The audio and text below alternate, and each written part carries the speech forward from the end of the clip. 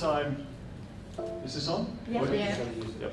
Because I'm a YouTuber as a hobby, I need to have like catchy clickbaity things, top 10 lists, cat videos, pictures of babies. But also my top 5 lessons from the Cashban.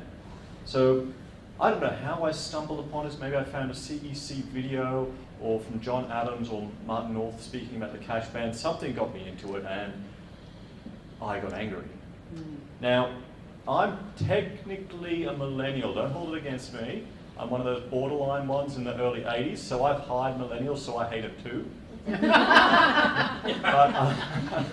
I'm millennial approaching 40, okay, with kids. But so I don't use much cash. I'll use the tap and go just because I like doing my bookkeeping on the on the computer. It's nice and easy. So in the past, I wouldn't have worried about this. But to me, it comes down to an aspect of personal liberty, really. And this is the summary from Treasury. And essentially, $10,000, it's a criminal act. And going through that Senate hearing where we saw the clips from CEC that they put together, just it was the lady from, from the reporting Austrac, just how, we won't be able to monitor it all, but people will be compliant. Good little compliant citizen. That just is the sickening, really. It's quite frustrating. So, I mean, you can see what we're talking all about it. I personally think it's got a lot to do with 2 reasons. One is control, and 2 is more tax. They love their tax, keeping us little proletarians working away. I'm getting more cynical as I'm getting older. So, the town halls. I'm pretty grey in the beard. Can you tell what's going on? I'm looking younger. So, the hearsay at the town hall meetings. We heard that mentioned in the clip that was played before. Now, how many people do you think turned up to these town hall meetings? Because I only found this out today when I was putting this together. 2? 2? 10?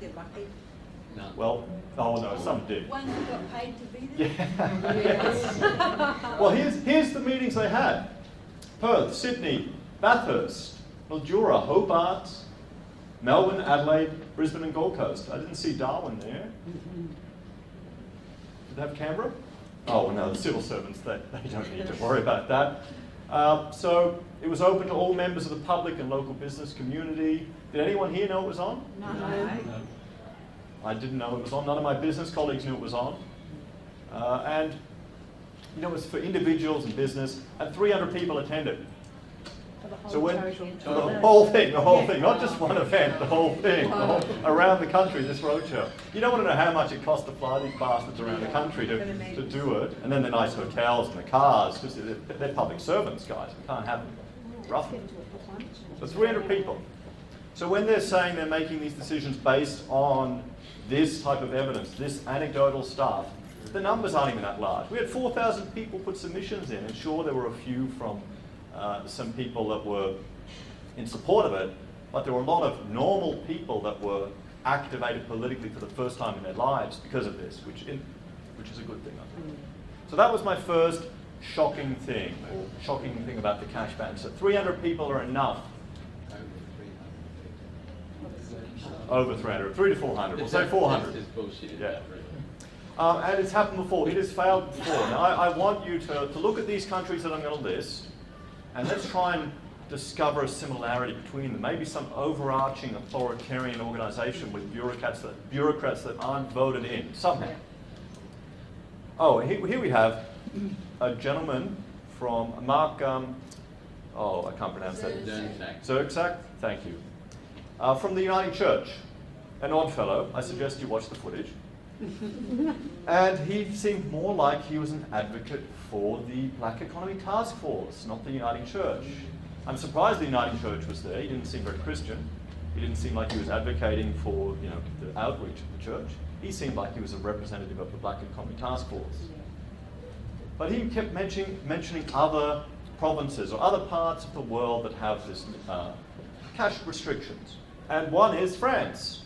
3,000 euros for residents, and if you're a tourist, you can spend 15,000 euros cash. 3,000. And that's not the worst. Hungary, for all the good that they have going over there, they still have no consumer limit, but a 1.5 million Hungarian foreign per month for legal persons and unincorporated businesses. How much is it? I can't tell you, I didn't have time to do the trans. Any Hungarians here can tell us? It sounds impressive, but it may just be $50 for all. Yeah. I doubt it, I doubt it. Portugal. Cash payments of €1,000 require an invoice identifying the receiver. Oh, it's like easier. Slovakia, €5,000 business to business and client to business, similar to here, to what they're proposing. 15,000 for persons outside of their trade. I don't actually know what that means, but I'm assuming that's just consumer purchases. The Czech Republic, €14,000 limit for cash payments, and this is odd, coins up to 50 pieces. I worked at Woolies as a checkout service cashier back when we still had them, and I remember you could only take so many coins.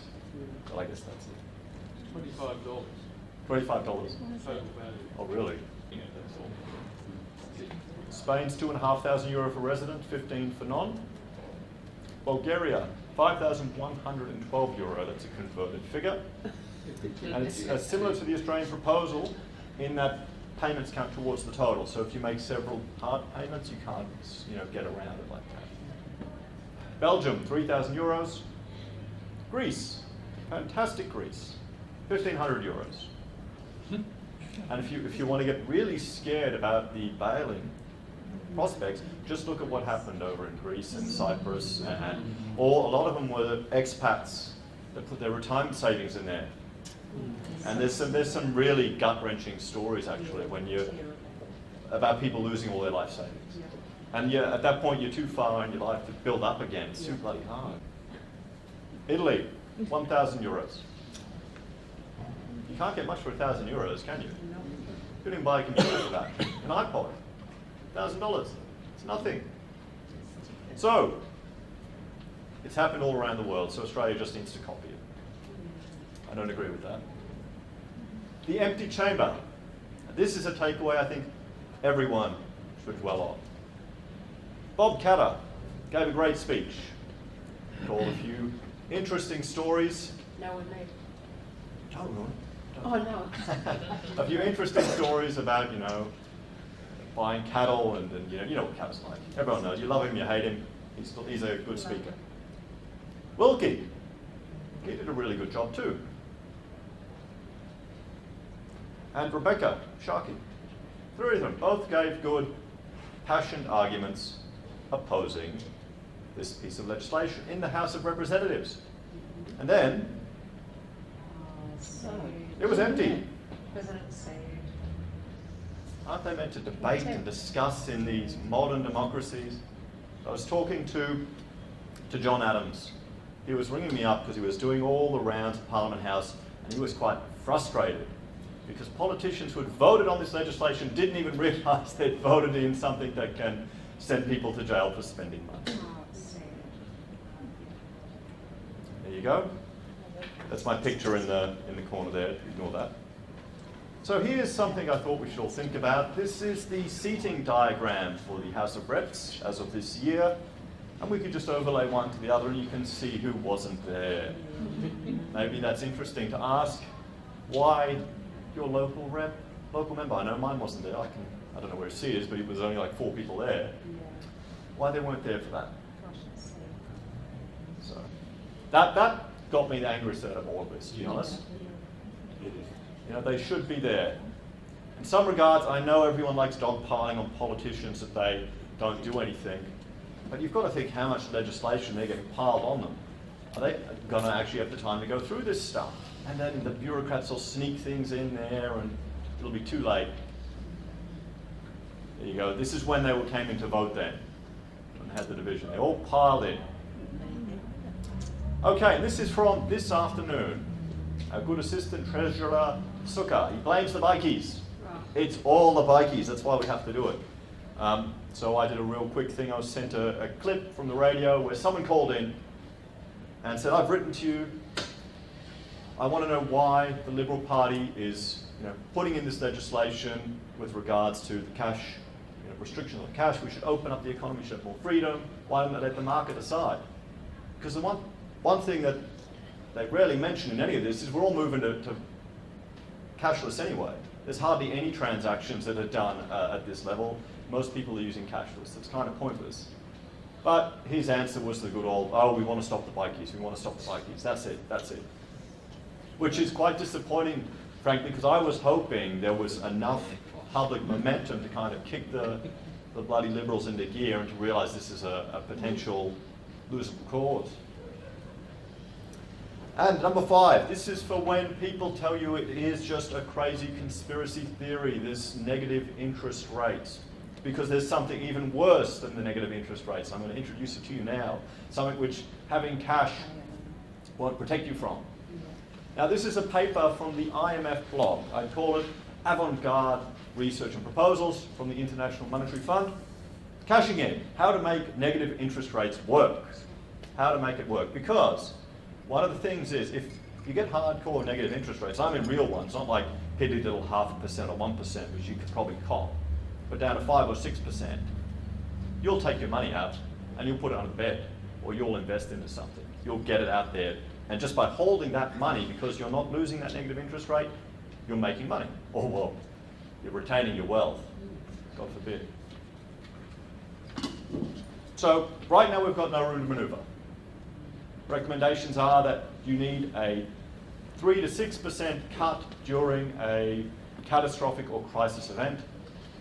Many people right now believe the coronavirus, and particularly the decline in trade to and from China, could be this event that is starting to ripple through the world economy. Could be. But Australia's got nowhere to move. Turkey has, with their beautifully high interest rates. Mexico and Iceland have.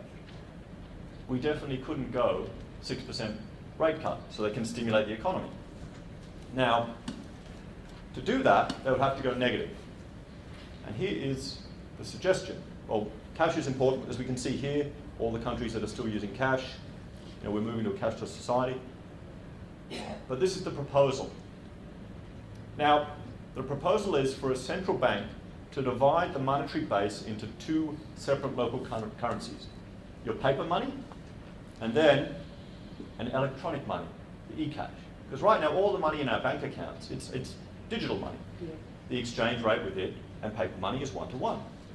You go there, you should be able to get the same amount of money out in a nice big pile of cash. And then they'll ask you all these questions about why you're withdrawing the money, and you tell them inappropriate answers, or it's none of your business. Because they'll report that all down. So e-money, and this is what they're proposing, would be issued only electronically. So there's actually a difference between the two. And would pay the policy rate of interest. So say the policy rate is negative 3%, it will be paying that negative 3%. And that will be sitting in all your banks. Do you know where this actually exists? This one. I don't know if they've actually... Venezuela. Oh. If you want to take, say, $100 or $1,000, say $1,000 out of your bank account, you have to give the bank $100 Oh, it's just in cash before they'll even consider giving you the $1,000 that's already yours. Yeah, I'm serious. I work in Venezuela, so I know what's going on there. Venezuela is the, That's our future model, economic model. Well, didn't the ACU support, weren't they proudly publicly supporting the regime in Venezuela? No one seems to talk about that anymore. I remember when that was all in the papers. Sanders is supporting. Bernie. Oh, yeah. Oh, yeah. He suggested it's the one. Bernie's an interesting character. I think Legend in his own mind. the scary thing about Bernie, and the scary thing really is that you've got a young generation that are swinging hard socialists, really hard socialists, and a lot of it's come back to they're now debt slaves to these bloody student loans in America because the previous socialists wanted to give them free education, the government got involved and they just screwed it up. So, I mean, we're living in interesting times, that's for sure. We're going to see a lot of things. Maybe it's our version of the fall of Rome, but that's another thing. So, You've got two monies, physical money, e-money, and there will be a difference between the two. While setting a negative interest rate, the e-money would go down and the value of the cash would fall in terms of e-money. There'd be an exchange rate between the two. So here's the example. Negative 3%, you've got, beginning of the year, $100 cash is equal to 100 e-dollars. In a year's time, your $100 cash only buys 97 e-dollars. So this is, well, the next step, I would say. It's even worse than negative interest rates. Learning about this is turning me into one of those crazy gold bugs or silver people that are coming on my YouTube comments, because this has the potential to remove the safety net that is actual physical cash. So, but sixth, and this is the bonus thing, and this is the positive message I want to give everyone going away from this, and that is, you'd all remember this. We've got the generation here that remembers robbery figures. Why don't we have this anymore, actually? Politicians, it's fantastic. It's not politically correct. Oh, it's not. I found it on YouTube, it's good. But as Jan said, Treasury received over 4,000 submissions to this. Normally they get 30. The public have been activated. People are becoming more politically involved, politically activated. Some people, for the first time in their lives, have actually contacted their member of parliament or a senator. And I think that is at least a very positive thing that can be taken away from this, because more and more people are getting engaged. So I can't blackpill you all without a bit of positive spin at the end. Thank you all very much.